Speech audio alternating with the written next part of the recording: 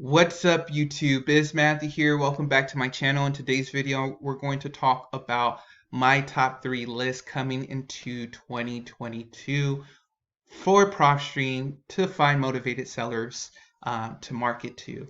And just looking at the past few months in the real estate market going into 2022, I see a lot of trends. And so these lists are kind of looking at that research, looking at the trends going into 2022 and what I see happening this year in the real estate market, and different lists that I feel like are going to work the best this year. So make sure you all, go step by step on how I'm drilling down on these lists so you all can do it on Propstream and take notes and market, whether it's cold calling, sending out voicemails, or postcards. So if you all are interested in Propstream, link down below. It really supports this channel. You get 7 free days using my link. So let's head right into it.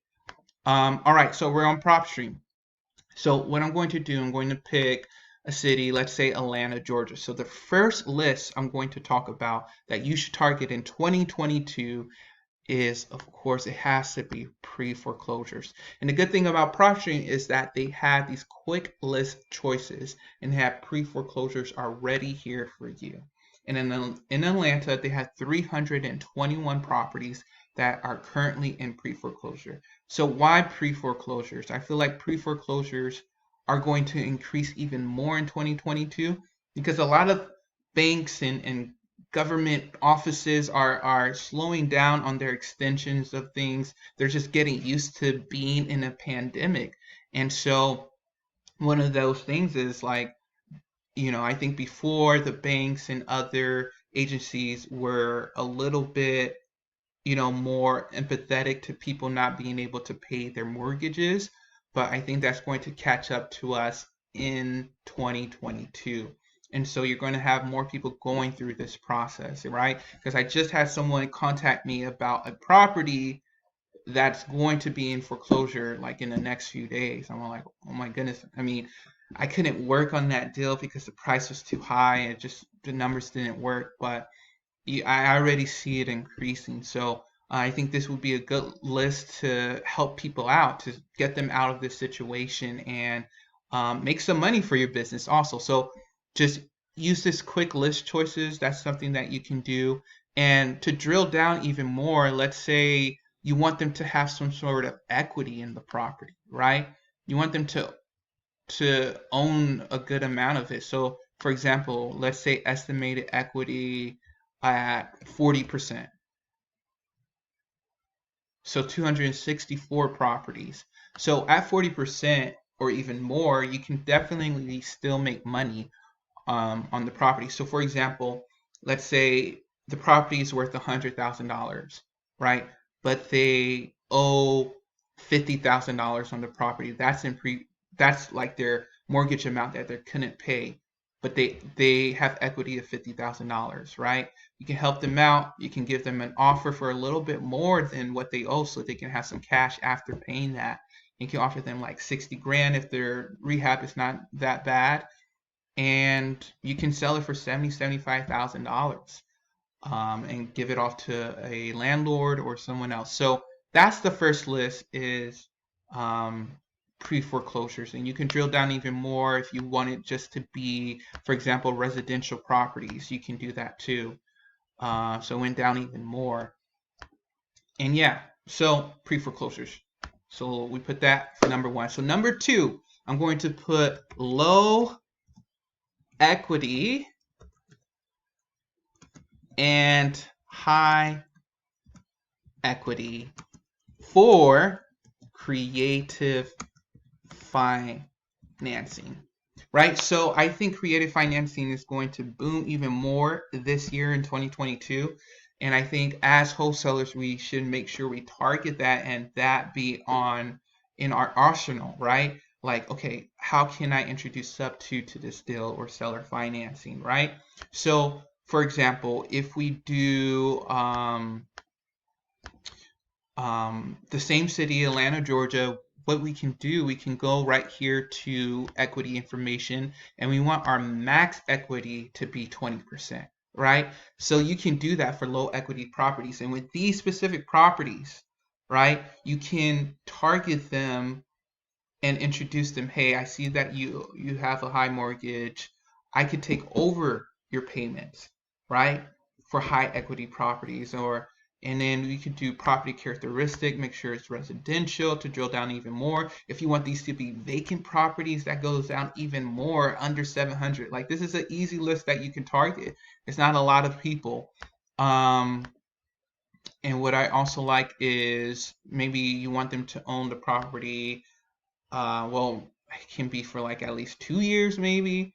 Um, it does, so they won't be like fresh out of buying the house, right? And you don't want the property to be on the market, so you can put no. So that's how you can find low equity properties that you can introduce to sub two, introduce the sellers to sub two. So for example, you can take over their mortgage payments and be able to rent out the property. And with sub two properties, you can wholesale a sub two to another investor if they want to hold the property or anything like that. So sub two. So the other thing is I put high equity. So high equity, which is something I'm looking for, are properties that I can hold as a rental that I want them to that I'm going to bring up owner financing, seller financing to them, right? So when someone has a lot of equity in their property, or if they have no mortgage, no payment on their property, but they still want to sell a specific property, I can introduce them to, hey, why don't I just pay you instead of paying the bank? Why don't you act as the bank and make a bunch of money off of me?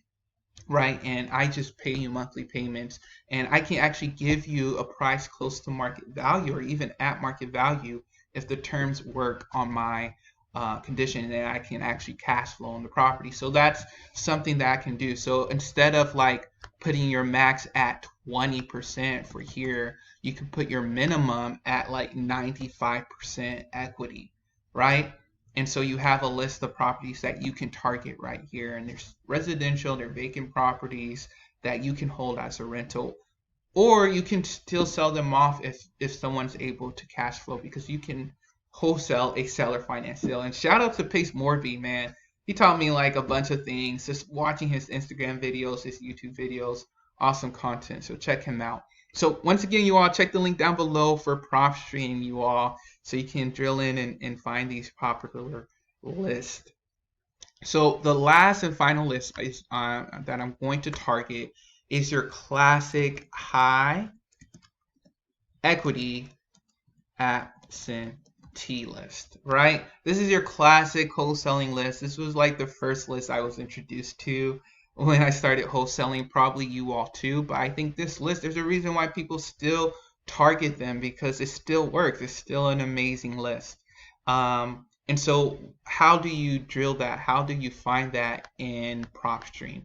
So we put in our list. Well, we put in our city, Atlanta, Georgia. So what we're going to do is put no, because you don't want them to live in the property. This is a non-owner occupied property, an absentee. So that basically means the owner of the house doesn't live in the house but still owns it. Maybe they live away in a different state. Maybe they live around the area. They're renting the house or something like that.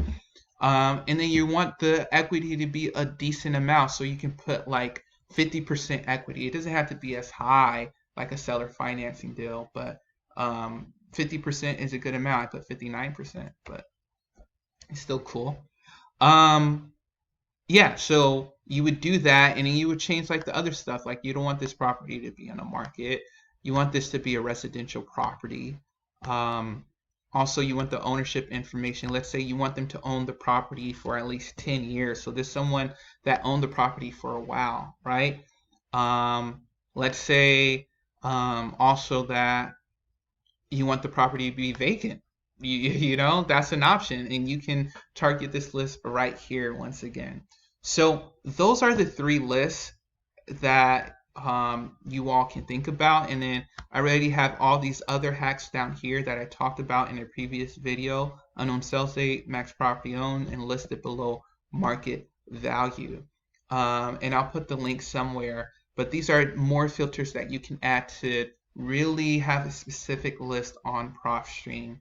So I can explain one real quick, like unknown sales date. So these are properties that doesn't really have a recorded sales date on their property.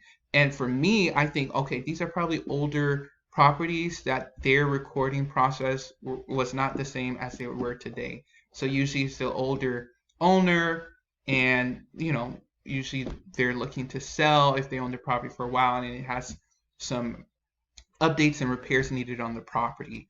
Max property owns are just properties that some people own. Like, let's say you don't want to go after people who own more than 10 properties. You can do that with this option.